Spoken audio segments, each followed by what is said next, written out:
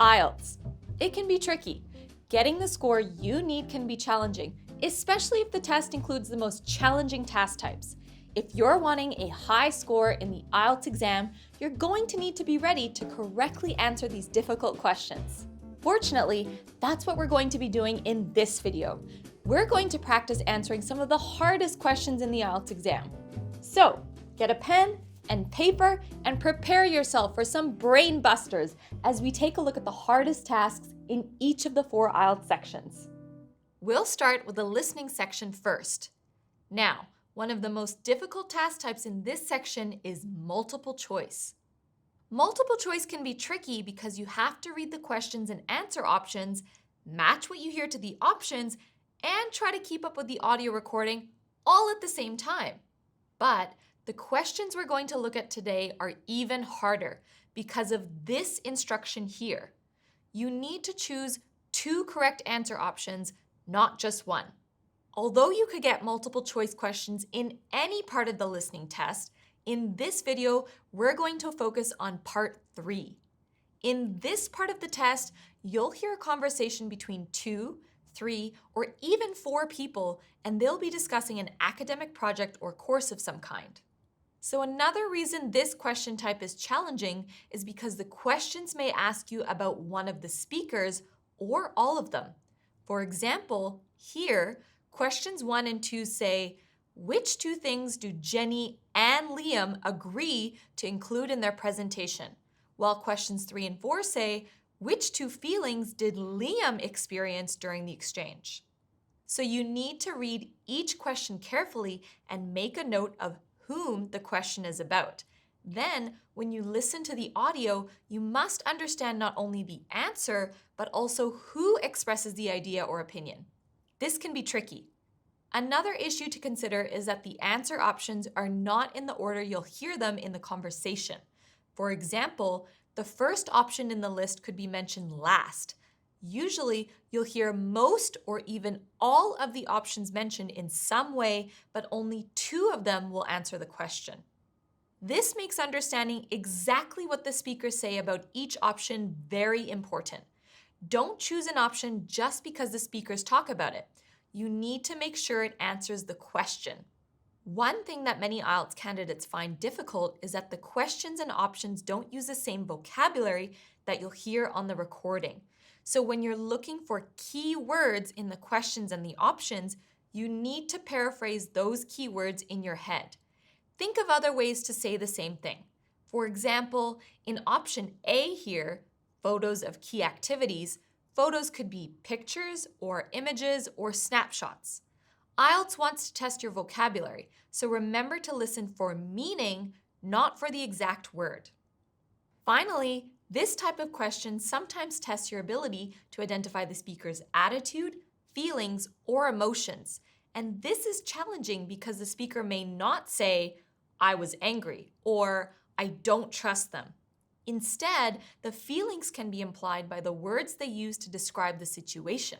So again, this is how IELTS is testing your vocabulary range and understanding of the small differences in meaning between different expressions.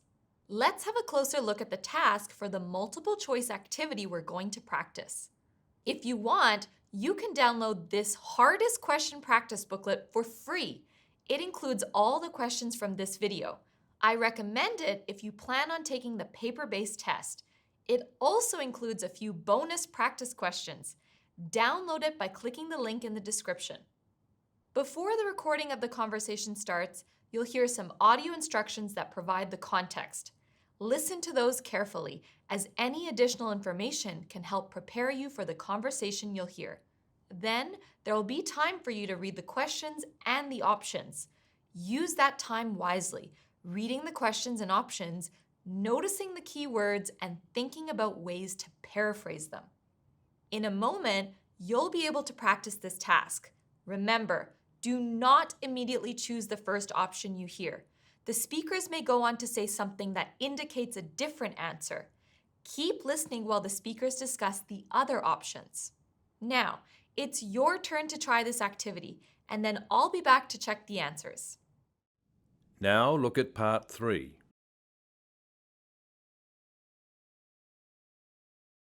Part 3. You will hear two students called Liam and Jenny discussing a French exchange program they took part in. First, you have some time to look at questions 1 to 4. Now listen carefully and answer questions 1 to 4. So, Jenny, we need to put together our presentation about our French exchange trip. Yeah, it was certainly an interesting semester.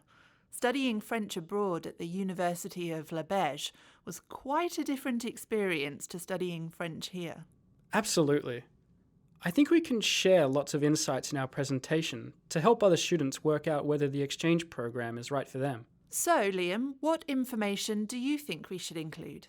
Well, I don't think we need to go into too much detail about the institution itself, because it won't be relevant to students who go to study at other universities. Oh, that's a good point.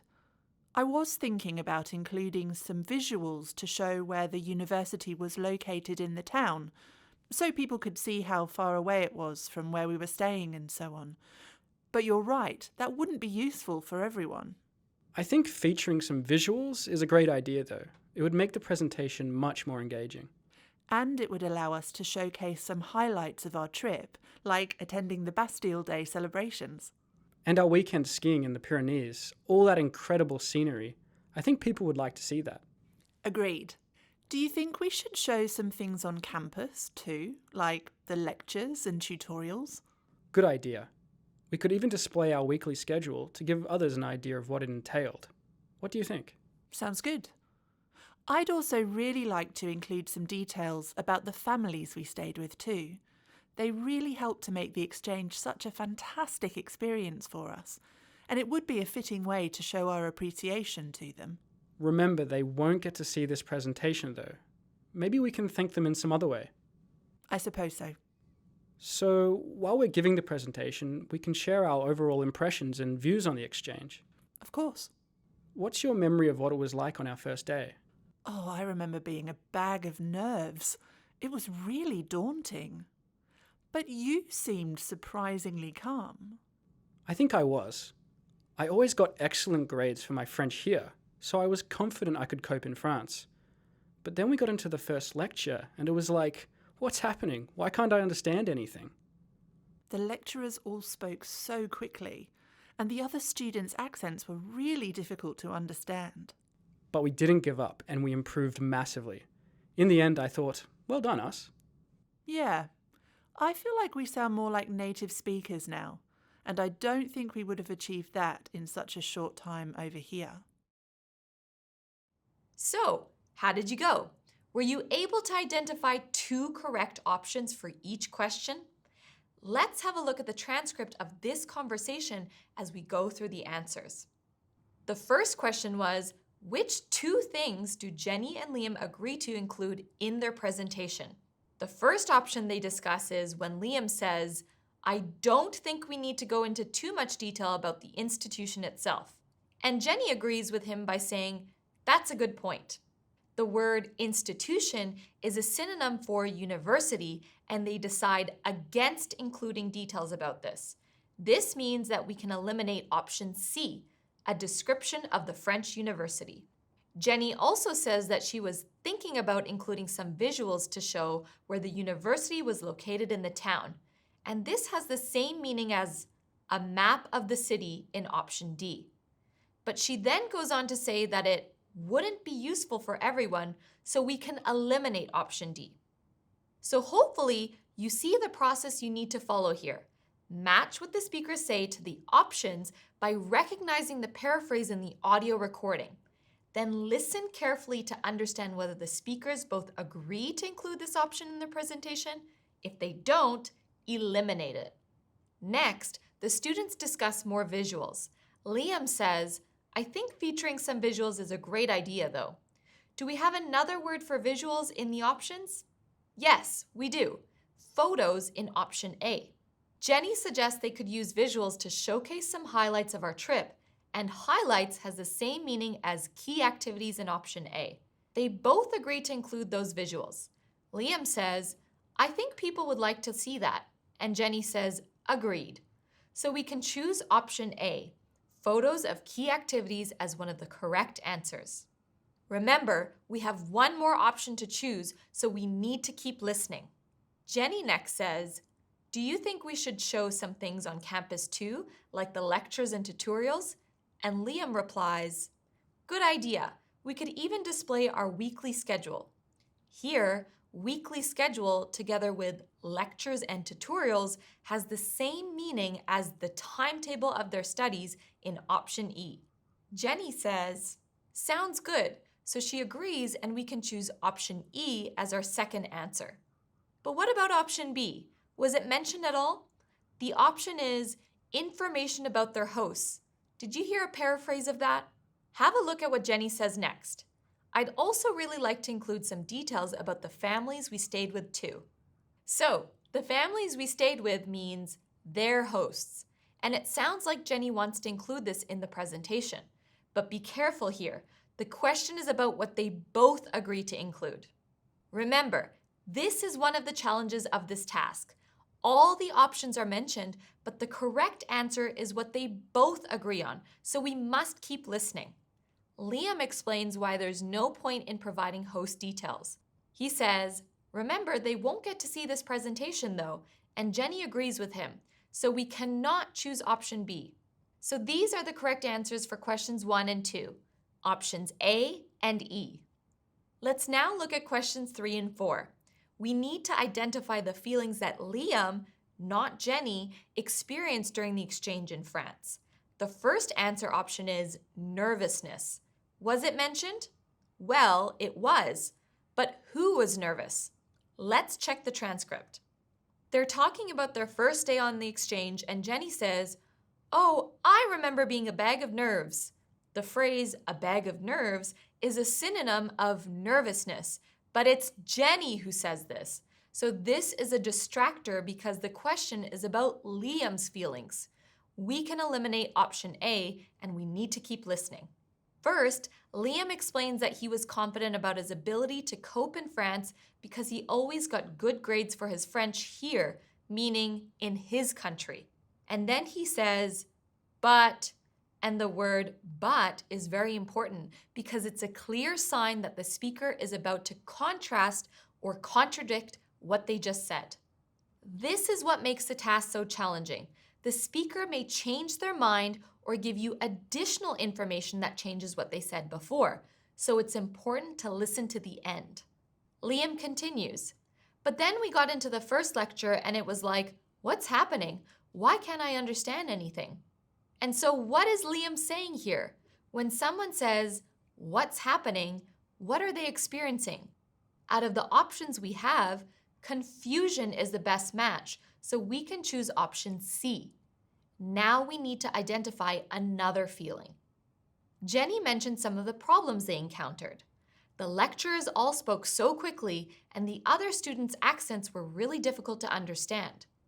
And then Liam explains that he and other students didn't give up, which means they were able to do something difficult and succeed. His words, well done, us, show that he is proud of this achievement, which means we can choose option D, pride.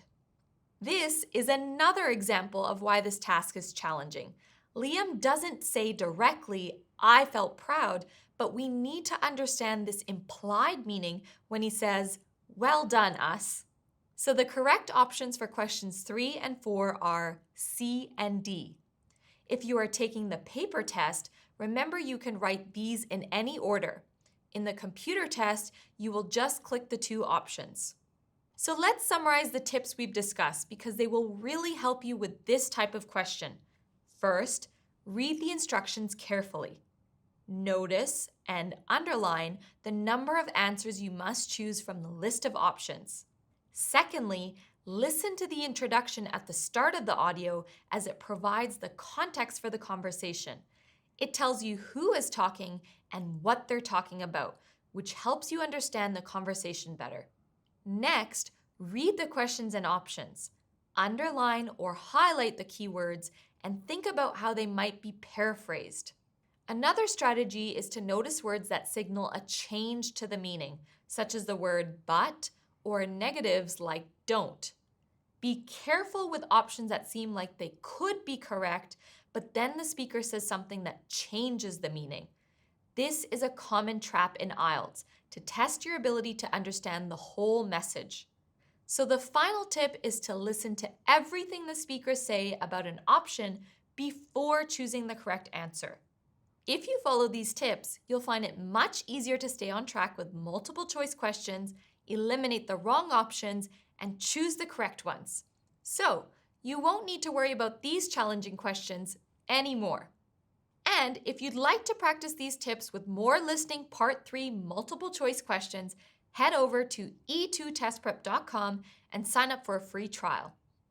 Okay, let's move on to the reading section. In this part of the video, you'll learn some strategies for another tricky IELTS task, matching headings. Let me show you what this looks like. In matching headings, you'll see a text which is divided into paragraphs or sections. There's a list of headings, and you need to match each paragraph with the correct heading from the list. There are always more headings than the number of paragraphs, so some of the headings won't be used. You can see in this task there are 5 paragraphs and 7 headings, so 2 of those headings will not match any of the paragraphs. IELTS reading in general and the matching heading task in particular tests a variety of skills involved in understanding a text. You may have heard of skimming, scanning, reading for gist, identifying details, and other reading techniques, and a good reader uses all of them. One of the challenges of IELTS reading is knowing when to use each skill to get the best results. The matching headings task specifically tests your ability to understand the main idea of each paragraph and know the difference between the main idea and the supporting ideas and details. You also need to understand what the headings say and recognize how the headings paraphrase or summarize the information in the paragraphs. Another thing we know our students find challenging in IELTS reading is having limited time. You need to be quite fast as you only have 20 minutes for each section of the test, and matching headings isn't the only task in that section. So, you need to be able to identify the main idea in each paragraph quickly without reading for an in-depth understanding of every detail in the text. The way the headings are written is another challenge. There are often some similarities between headings, so you'll need to read them carefully to identify the difference and decide which one describes the paragraph better. Some will focus on a detail of a paragraph instead of the main idea, and that could be misleading. Other headings may use some of the same words as in the text to distract you from the main idea. Then there's vocabulary. If your range is limited, you may find the vocabulary in the heading difficult. This may make it hard for you to understand the relationship between the heading and the main idea of the paragraph. So, how do we approach this tricky task? The quickest method is to go straight to the first paragraph and read it. Pay attention to the first and last sentences in the paragraph because they often tell you what this section is about. Once you understand the main idea of the first paragraph, try to summarize it in your head in a short sentence or phrase. Then, read each heading one by one. Notice the key words in each heading. Do they match or paraphrase your own summary of the paragraph's main idea? You should read through the whole list before choosing the best match for the paragraph. Then, repeat this process for the other paragraphs. Now I'm going to give you time to try the task we looked at before. You'll see each paragraph on the screen with the list of headings, so pause the video so you can read the first paragraph, and when you're ready, hit play to get to the next paragraph. Remember, if you want, you can download the hardest question practice booklet, which will make the process of reading and answering much easier. Download it for free by clicking the link in the description. Okay, so here's the first paragraph. Feel free to pause the video now. Here's the second paragraph. Here's the third paragraph. Here's the fourth paragraph.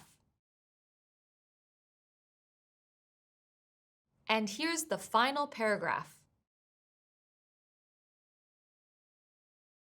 So, how did you go? Let's have a look at the answers. In paragraph A, the first sentence says, learning to read is a crucial component of school curricula around the world. The second sentence explains this idea, why reading is important at school, and the rest of the paragraph extends the idea by saying that it's important not only at school, but in all areas of life. It says it's essential for personal and professional development and vital for accessing information, making informed decisions, and understanding diverse perspectives. So this sounds like the main idea is that reading is an important skill throughout life. Now let's read through the headings.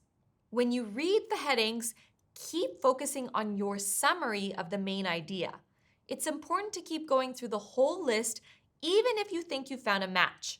You never know if a different heading at the bottom of the list may sound closer to the main idea.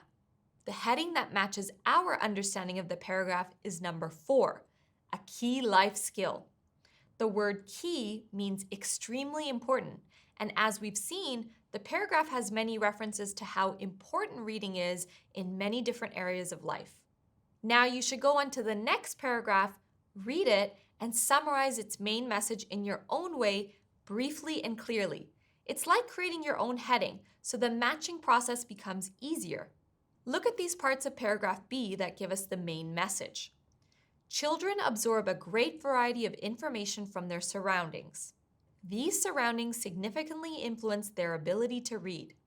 Quality time spent with parents, insufficient exposure to books, and limited interaction with literary phrases lead to reading difficulties later in life. All of this is about things that influence children's reading ability, what young children experience, what they hear around them, and how they spend time with their parents. Which heading contains this main idea? It's number 7, the importance of a child's environment. Child's environment is a summary of all of those things mentioned in the paragraph. You might have been tempted to choose heading 6, from pre-readers to experts. But although the paragraph does discuss pre-readers, that is, young children who don't read yet, it doesn't discuss expert readers. So we can't choose this heading because it doesn't accurately summarize the main idea in this paragraph. We've now used 2 of the headings in the list. In the exam, you can cross out the used up headings if you're sure about your choices. This will help you focus on the remaining options. If you're taking the test on computer, you'll drag and drop the heading above the correct paragraph, which will help you see which headings are left in the list. Now let's read the next paragraph. This part of the text discusses when children should be taught how to read, which the text calls children's formal instruction in reading. We can see that some scholars believe one thing and others think a different approach is better. A third group, some parents, think babies should learn to read. So different people have different opinions about this, and there is a debate or disagreement about the best age to teach reading. The heading that has the same idea is number 1. Diverse voices has the same meaning as people with a range of opinions. You can see that the headings paraphrase the main ideas in the paragraphs. So being able to recognize that paraphrase is a key skill here. Let's keep practicing it as we look at paragraph D. This paragraph describes a process of developing reading skills stage by stage. The first sentence starts with the words, the first phase, which gives us the idea that there'll be other phases. Then we have the next stage, the novice reading phase. As children progress, they become more confident and fluent, finally reaching the advanced reader phase. So how can we summarize what this paragraph describes? It explains a reader's ability at each stage of development from a low level to a high proficient level of reading. Let's check if there's a heading with a similar meaning. Here, heading number 6 captures the idea of moving from level to level, from pre-readers to experts. The word pre-readers is a paraphrase of emerging reader phase in the first sentence. We know this because the prefix pre means before, so a pre-reader is at a stage before being a reader. And the text says that in the emerging reader phase, young children listen to someone reading to them.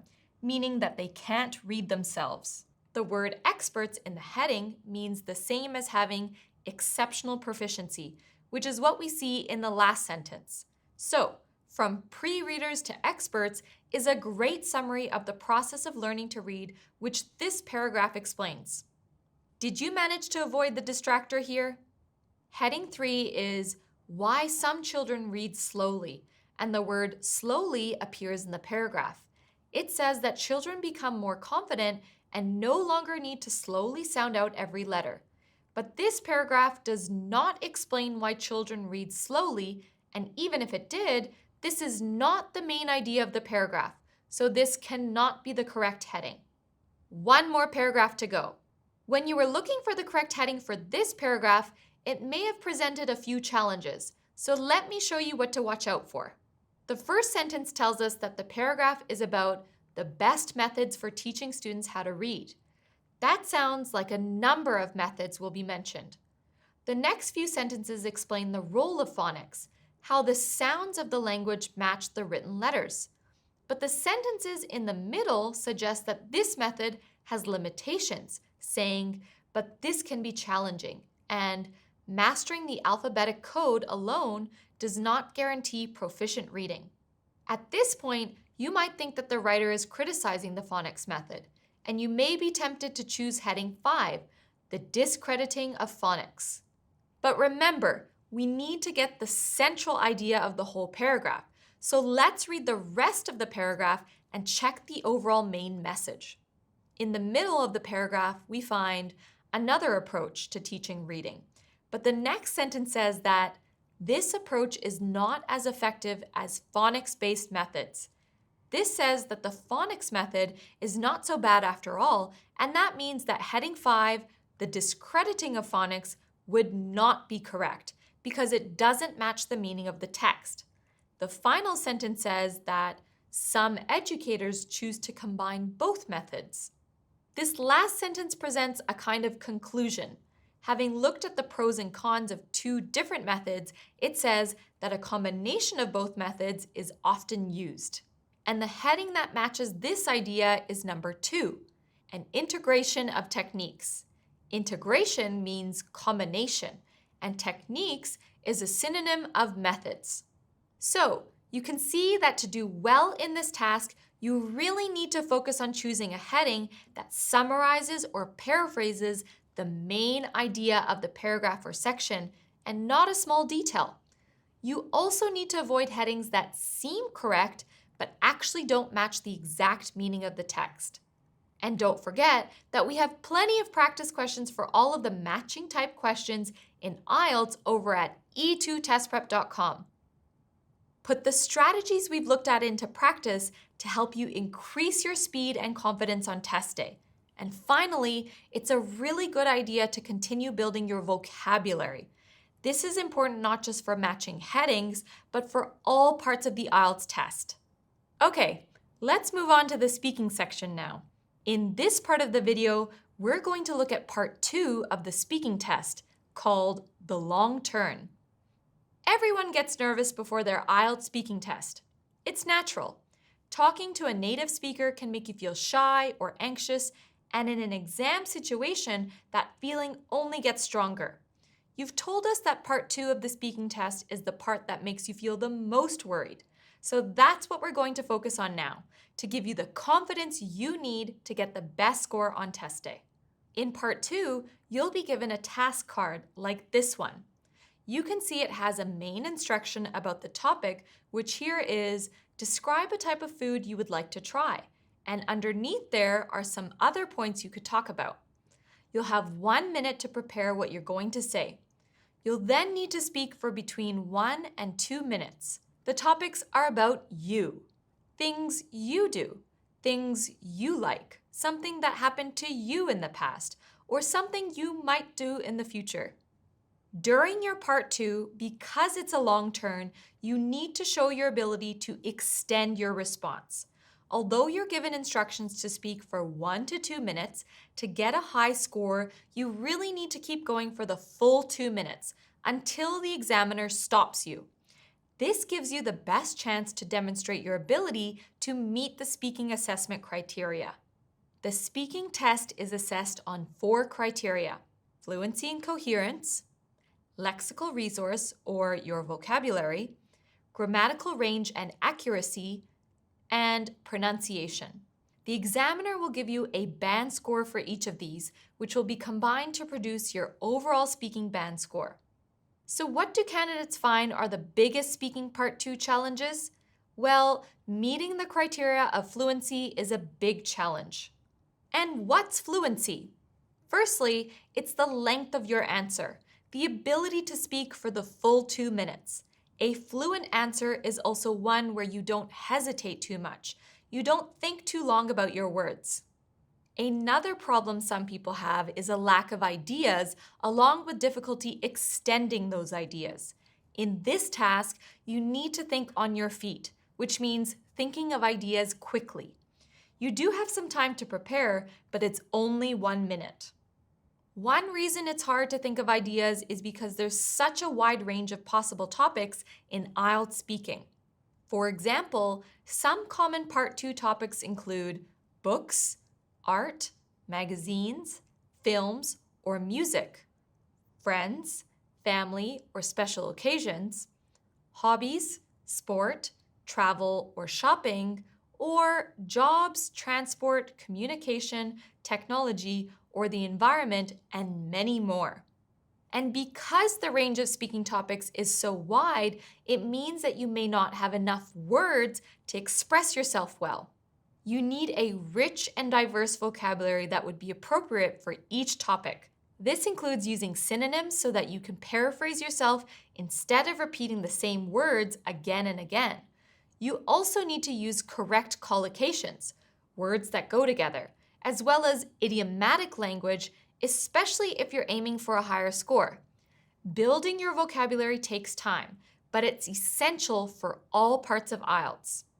Correct use of grammar is another challenge. Part 2 topics may ask you to describe what happened in the past, or to discuss your experience so far, or to talk about what might happen in the future. All of these require different grammar tenses, so you need to pay attention to your use of grammar and make sure you demonstrate your grammatical range and accuracy. Let's have another look at our sample speaking Part 2 task to see how we might overcome some of these challenges. The first thing to do is make sure you understand your topic. In this task, you need to describe a type of food you'd like to try. First of all, notice that the topic is asking you to talk about a food you haven't tried yet.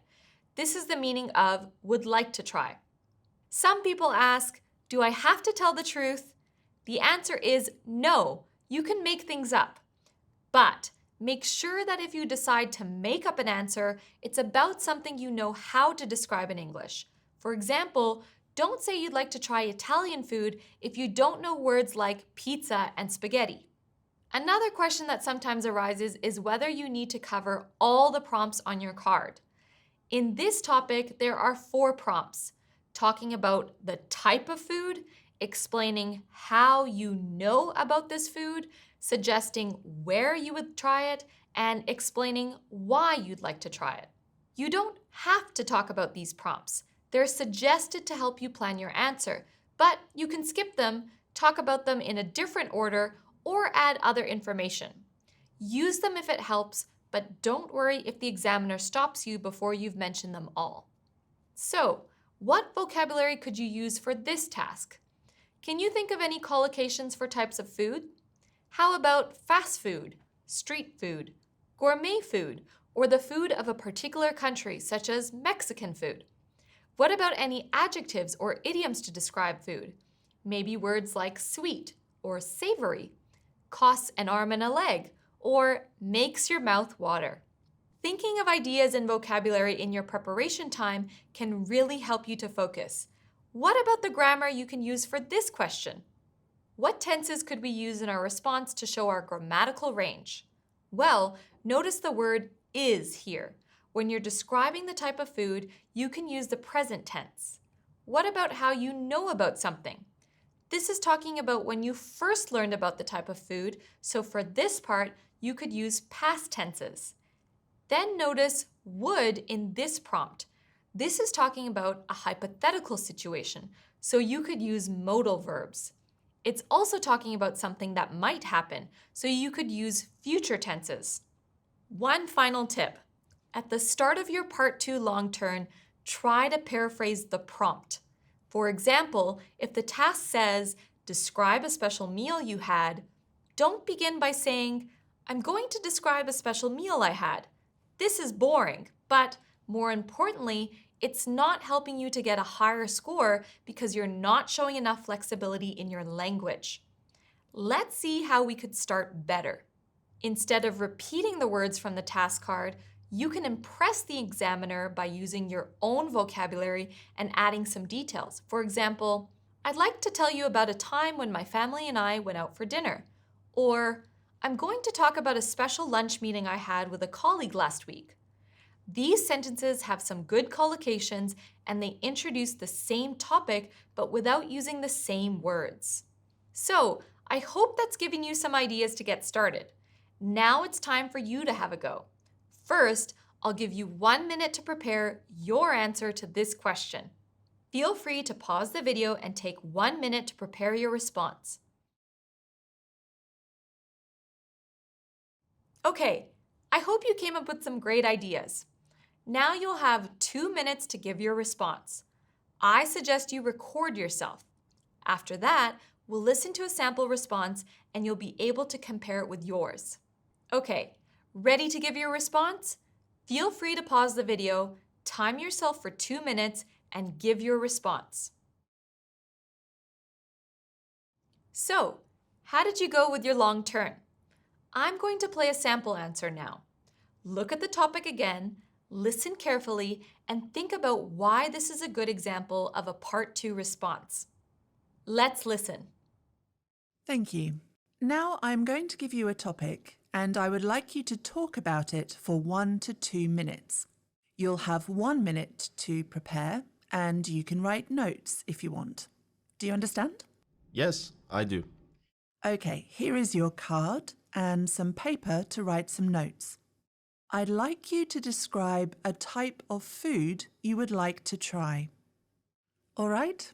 Remember, you have 1 to 2 minutes for this, so don't worry if I stop you. I'll tell you when the time is up. Can you start speaking now, please? Well, the type of food I'd like to try is Indigenous Australian food, which is often known as bush tucker. It's food that's native to Australia and has been grown, gathered, prepared, and eaten for millennia by Indigenous Australians. I first heard about bush tucker when I was watching a TV show called I'm a Celebrity, Get Me Out of Here.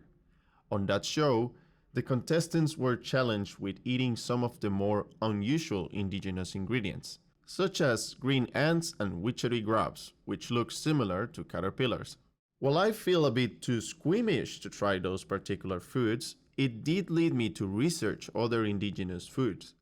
I learned about fruits like Davidson plums, which are tangy rather than sweet, and nuts like the bunya nut, which is like a giant pine nut, and when cooked apparently tastes like buttered potatoes. I also learned about native flavorings like lemon myrtle, which gives a lemon sherbet flavor, and can be used in anything from curries to cakes, and mountain pepperberry and saltbush, which are bush alternatives to salt and pepper. I haven't tried any of those ingredients before, and they sound so tempting. So I'd love to try this cuisine. I also think it'd be a great way of learning more about Indigenous Australian culture. From that perspective, I'd love to try this food in an Indigenous culinary experience in Outback Australia. I think it would be fascinating to see how the food is traditionally prepared. And of course, even better to try the food. I'm planning on visiting Alice Springs and Uluru sometime next year. So I think I'll try and see if there's a suitable bush tucker experience that I can take part in there. Thank you. Do you think other people would also like to try this food? Oh yes, absolutely. I think it sounds delicious. And it's also a great way for people to learn more about Indigenous Australian culture and heritage. Did you notice that at the end of the long turn, the examiner asked a follow-up question? This may or may not happen in your exam. Think of it like a Part 1 question. You should answer it briefly and specifically. If it's a yes/no question, give a short and direct response first, such as yes, I do or no, I haven't, and then extend it in 1 or 2 sentences. Okay, let's look at the candidate's long-term response to see what makes this a good answer and learn some tips and tricks to help you give a high-scoring response too. Here's the transcript. Let's think about the first marking criterion, fluency and coherence. This candidate was able to speak at length with no long pauses or hesitations, like saying or ah, and he kept going for the full 2 minutes. So he had good fluency. What about coherence? This has to do with organizing your answers so that the listener can follow your ideas easily. Notice, first of all, how the candidate started his response. The type of food I'd like to try is. He went straight into the topic without wasting any time on anything unrelated. Some candidates feel that they need an introduction, like, today I'm going to talk about a type of food I would like to try. But this is not necessary. My advice is to go straight to the first point you want to make. The candidate also used a good number of linking words, so, also, and of course, reference words, those ingredients, that perspective, this food, and other phrases that help organize and connect ideas, making the response easier to follow. Now, remember that the speaking test is informal, so you should use linking words that are more natural in speech. For example, so instead of therefore, but, not however, and also instead of additionally. It's not wrong to use those more formal or academic words, but they'll probably interrupt the natural flow of your speech, which will affect your scores for both fluency and coherence and pronunciation. Another thing that makes this a strong response is the amount of detail included, such as all the examples of unusual ingredients, what the food tastes like, and what it's used for. These all contribute to having a strong topic development, which is really important for higher scores in fluency and coherence. Let's move on to the next criteria, lexical resource. It's clear that this speaker knows a lot of vocabulary related to Indigenous Australian food, like Davidson plums and the bunya nut. But there's also a good range of verbs, such as grown, gathered, prepared, eaten, challenged. And the speaker uses an impressive range of adjectives and adverbs such as squeamish, tangy, sweet, giant, buttered, tempting, fascinating, and traditionally, which enhance the response, making it descriptive and more interesting. A lot of these words are what IELTS calls less common items because they're not the basic everyday words we use all the time. You need to use some advanced words like these if you're aiming for a band 7 or higher. The next speaking criterion is grammatical range and accuracy. Range means that you have to show a variety of structures that you can use flexibly. Flexibly means that you can choose the grammar that's most suitable for the point you're making. To give you an example, when talking about past events, you have to choose the most appropriate grammar tense. Is it past simple or past continuous? Could it be the present perfect tense to talk about something that started in the past but is still happening? In our audio, the speaker made use of a wide range of tenses with high accuracy. Heard, past simple, was watching, past continuous, I feel, present simple, haven't tried, present perfect, I'm planning, present continuous for future plans, and I'll try, future.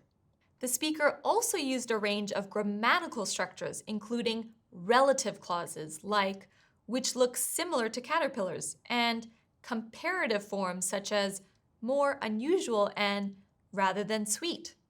You can see modal verbs like can and would, and a big range of simple, compound, and complex sentences throughout.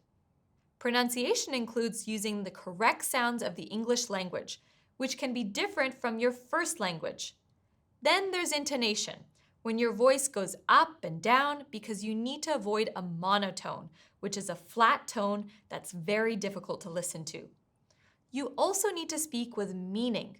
This includes using correct word and sentence stress, good rhythm, using connected speech, and having the right pace, neither too fast nor too slow. Let's listen to some examples to illustrate what I mean. Firstly, let's think about the speaker's intonation. And has been grown, gathered, prepared, and eaten for millennia. Did you notice how the intonation made the meaning clearer? Grown, gathered, prepared, and eaten all have upwards intonation to show he's giving a list. And then millennia has downwards intonation to show the list is finished. Let's listen to another example of good intonation. While I feel a bit too squeamish to try those particular foods, it did lead me to research other indigenous foods. Did you hear how his voice went up on squeamish to highlight his feeling? And a similar thing happened on did. Here his voice goes up to emphasize the word. Using intonation to help the listener understand your meaning and feelings is a key part of scoring well in pronunciation. Let's listen to an example of appropriate rhythm in this response. I also learned about native flavorings like lemon myrtle, which gives a lemon sherbet flavor and can be used in anything from curries to cakes. Did you notice how the candidate groups words together into chunks or ideas and pauses in between? This is very important as it helps the listener follow your ideas more easily. Finally, let's think about whether the speaker uses connected speech. I haven't tried any of those ingredients before, and they sound so tempting. Notice that he says, I haven't tried, not I haven't tried. This is a key feature of connected speech. You don't need to say the sound at the end of the word if it's the same as the sound at the beginning of the next word. The candidate also joins words together effectively. In good connected speech, if the first word ends with a consonant sound and the next word starts with a vowel sound, you can run them together. So our candidate says tried any and those ingredients. Showing features of natural connected speech like this will help you to get a high band score in pronunciation. Sometimes people ask, what about the accent? In our example, the candidate certainly has an accent, but that's not a problem. You can still get a high score if your pronunciation is clear. So now you know what to look out for in a response. Go back and listen to your recording. Did you use good pronunciation? Did you notice any errors in vocabulary and grammar? One really good strategy for improving your speaking is to write down exactly what you said in your practice recording because it's easier to analyze your language when it's written down. Check if you remember to use correct tenses and a range of grammatical structures. Check your range of vocabulary. See if you need more synonyms. Perhaps you could use more adjectives to describe places, people, and feelings. This will help you fix your errors before your exam and greatly improve your accuracy and your IELTS score. Be sure to practice your speaking with lots of different topics. Try to write down as many relevant ideas as you can in 1 minute. Then start speaking and try to extend your notes by adding more detail and description. Then listen back to your response and see if you could improve. Do this every day and you'll soon see your confidence and ability rise. If you would like an extra speaking part 2 task card to practice with, download the free Hardest Question Practice booklet by clicking the link in the description. I hope you found this information helpful. Good luck with your speaking. Okay, now let's move on to the final part of the writing test. In this part of the video, we're looking at task 2 in the IELTS writing test, the essay. We know students find this task very challenging because you have to analyze an essay prompt, think of ideas, write your essay, and check your writing all in a fairly short space of time. So we're going to look at a task 2 essay prompt and see how to approach writing your answer and hopefully take away some of the stress of this task. Let's get started. In writing task 2, you have to write a formal essay. It's recommended that you spend 40 minutes on this task, and you have to write at least 250 words. Your essay is marked on 4 criteria: task response, which is your ideas; coherence and cohesion, which is your organization and structure; lexical resource, which is your vocabulary; and grammatical range and accuracy, which is grammar and punctuation. Task 2 is worth about 2/3 of your total writing score. The rest comes from task 1. So why do candidates feel that task 2 is one of the most difficult parts of the IELTS test? Well, the first challenge is understanding the topic and what the essay prompt is asking you to do. If you misunderstand the prompt and discuss the wrong thing, or you don't write about all the parts of the prompt, you'll score low on the task response criterion and could end up with a low overall band score. Let's have a look at the prompt we'll be working with in this video. It says, in the age of digital communication and social media, face-to-face interactions are becoming less common. Some people think that this is decreasing people's ability to communicate well in person. Do you agree or disagree with this view? In IELTS, the essay prompt always has 2 elements. One is the topic, that is, what the essay will be about, and the other is the task, what the essay should do. What are the 2 elements in this essay prompt? Well, the general topic is digital communication and face-to-face communication, and the task is to state an opinion because there's a direct question. Do you agree or disagree? But you need to go a bit deeper than that and make sure you really understand the specific area of the topic you're being asked to discuss. This will help you make sure that you're addressing all the main parts of the prompt, which is essential if you want to get a high band score in task response. In this task, there's a suggestion that digital communication is replacing face-to-face interaction. The prompt says, face-to-face interactions are becoming less common. It also suggests that some people think this creates problems, specifically that it's decreasing people's ability to communicate well in person. Notice that the task says, do you agree or disagree with this view? This view is a reference back to the idea that digital communication making face-to-face interactions less common is decreasing people's ability to communicate well in person. We can summarize this by saying, do you agree or disagree that digital communication is reducing the quality of face-to-face interactions? So, to answer the question in the task, you have to decide if you agree or disagree with this idea. You must choose a position or opinion. Now, there are several different types of tasks or questions that you might get in the essay prompt on test day, which makes preparing for the essay more challenging. Some of the common tasks apart from giving your opinion are discuss 2 different views, discuss the advantages and disadvantages of something, give reasons for something, or present solutions to a problem. But no matter what prompt you get, if you read it carefully and analyze the topic and the task, you'll always know what you need to write about. So to do well in the task response criterion, remember to ask yourself, what's the specific topic? And what's the task?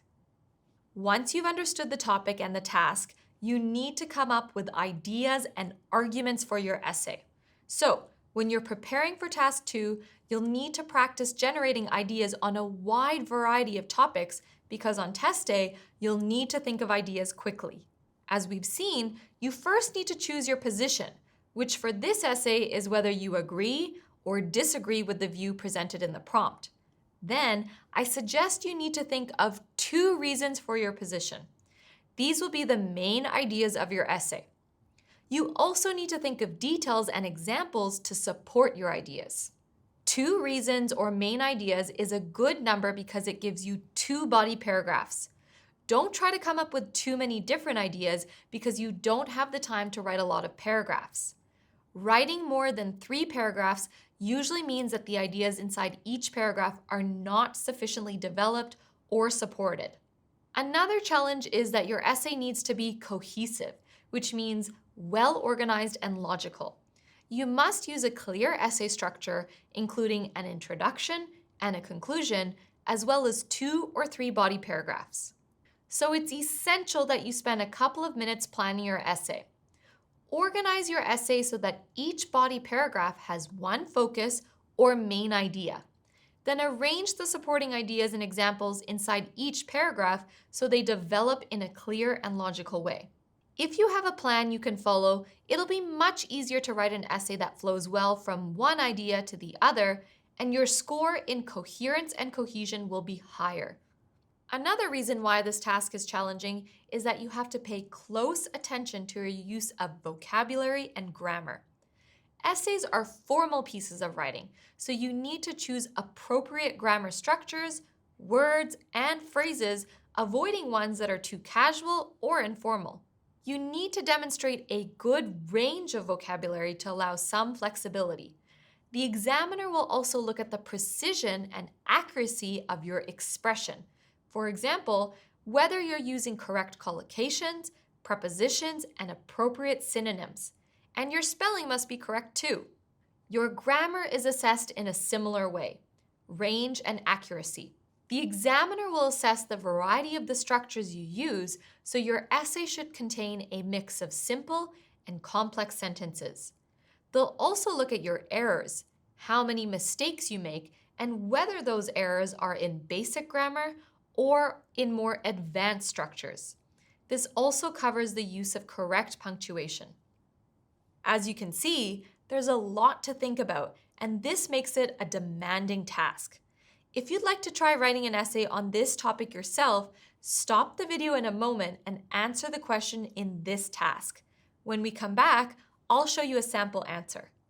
In the hardest question practice booklet, there's space for you to write or type your response. Feel free to download it from the link in the description. Okay, pause the video now and give yourself 40 minutes to write your essay.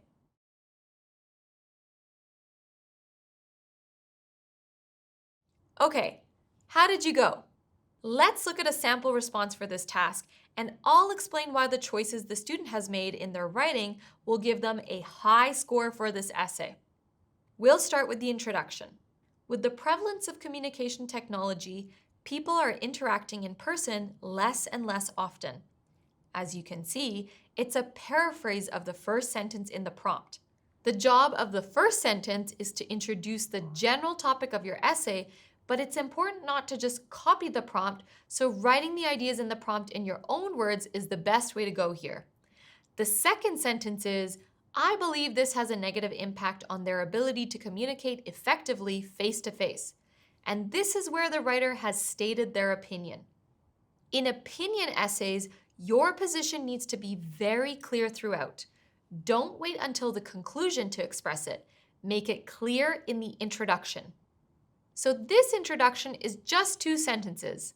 Is that enough? Absolutely.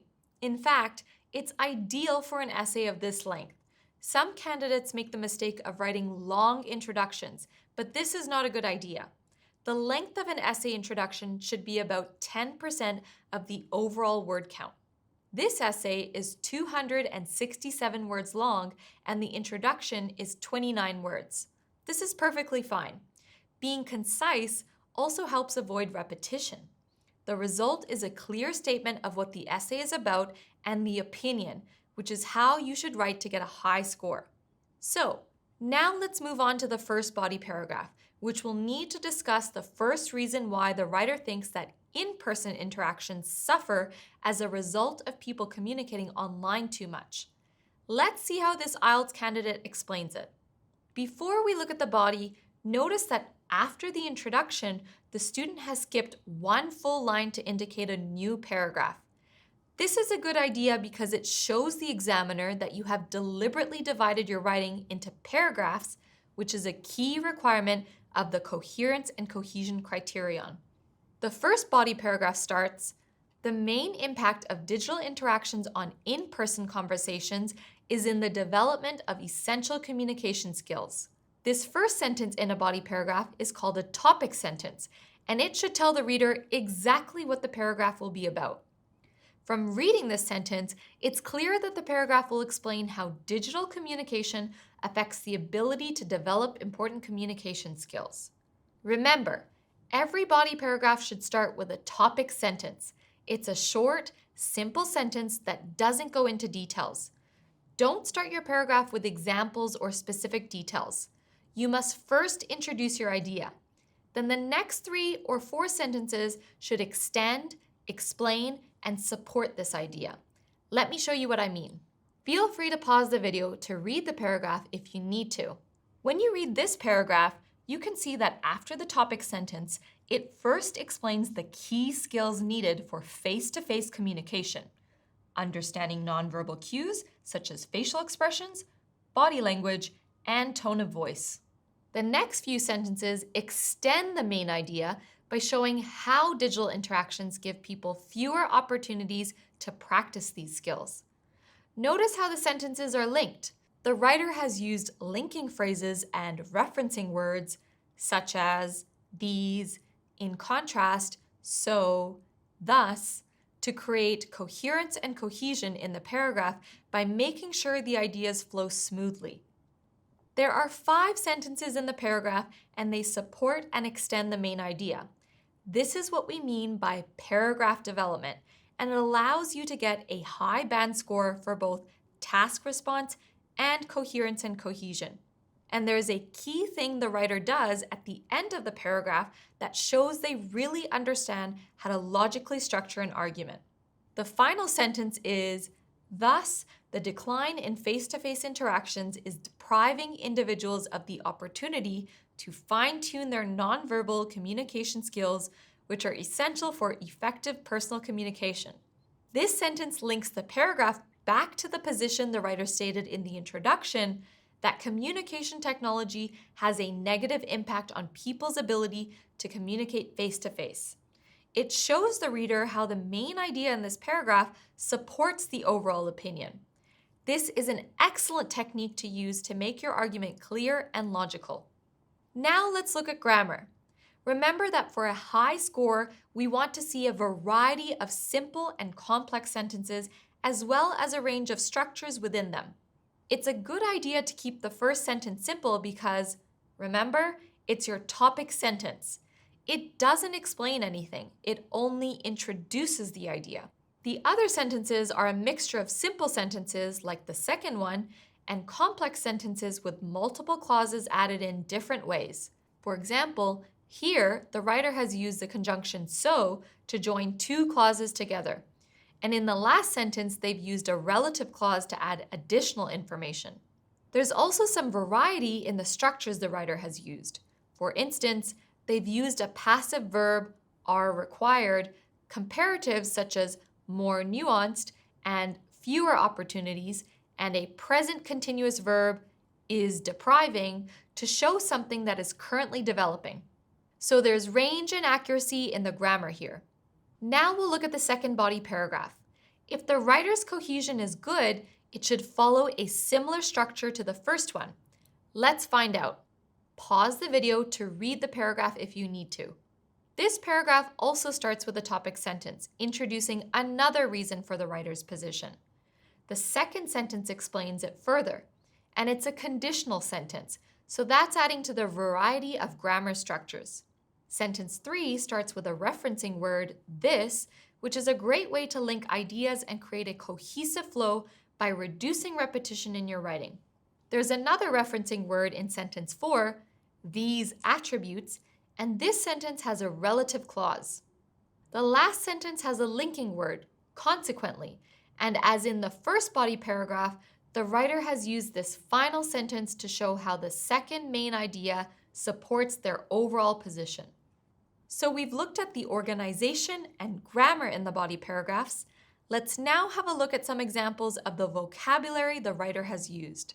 There's a great range of nouns and collocations used flexibly and accurately. For example, non-verbal cues, valuable context, elements, misunderstandings, important feature, empathy, active listening, needs of others, attributes, digital means, on a deeper level, There's a wide variety of verbs: employ, interpret, facilitate, deprive, fine-tune, stimulate, engage, convey, as well as some less common adjectives and adverbs: nuanced, attuned, impersonal, transactional, adept, empathetically. So overall, this writer has shown range and accuracy, which is great. Another feature of a successful Task 2 response is the use of what's called hedging. Hedging is cautious language that makes formal writing sound more factual and objective. It helps you avoid making generalizations that are not always true. I'll show you a few examples in this essay. Formal writing needs to be reasonable and believable, so we want to avoid statements that are too strong. Hedging words and word forms help us to soften the language, making our arguments more convincing. So here we say often lacks instead of always lacks. Fewer opportunities as opposed to few opportunities. The word potentially shows that the writer isn't trying to suggest that this happens all the time. Other hedging words include tend to and may. If you want to take your writing to the next level, I encourage you to use hedging in your essays. It will help you with your score for task response because it will make your ideas seem more reasonable, and it will help you with your score for lexical resource because it will add variety to your vocabulary. It's a win-win. Now we'll look at the final paragraph of this essay, the conclusion. The conclusion should start with a linking phrase that makes it clear that this is your final paragraph, and here the writer has used to conclude. The first sentence is, to conclude, in my opinion, the reduction in face-to-face interactions is negatively affecting people's ability to communicate effectively and meaningfully. You can see that it contains the opinion the writer stated in the introduction. Yes, you need to repeat your position in the conclusion. The last sentence of this conclusion says, to address this issue, individuals should prioritize and actively engage in face-to-face encounters whenever possible. This is what we call a final comment. It's a way to wrap up your essay so that the reader feels that the essay has come to a natural end. One way of making a final comment is by offering a solution to the issue you discussed, which is what the writer has done. Another way is to summarize the main points discussed in the body paragraphs or make a prediction about what might happen regarding the issue in the future. So what makes this a high-level Task 2 response? Let's summarize what we've seen. The essay addresses the topic and the task. It clearly states the writer's opinion and it answers all the main parts of the prompt. The essay is well structured and logically organized. It includes paragraphs which focus on one main idea expressed in a topic sentence. The ideas are developed, explained, extended, and illustrated with examples. A wide range of grammar and vocabulary is used with a high level of accuracy. It's clear that this IELTS candidate used excellent time management skills to plan, write, and check their essay to fix errors. Make sure you do the same in your test for a high band in your IELTS writing. Remember, you can get access to more writing preparation materials, including Writing Task 1 practice questions at e2testprep.com. That's it for our look at the most challenging questions in the IELTS test. We hope you feel a bit more confident to tackle these questions now. We'll see you over at E2 Test Prep for some more opportunities to put these new skills into practice. Good luck!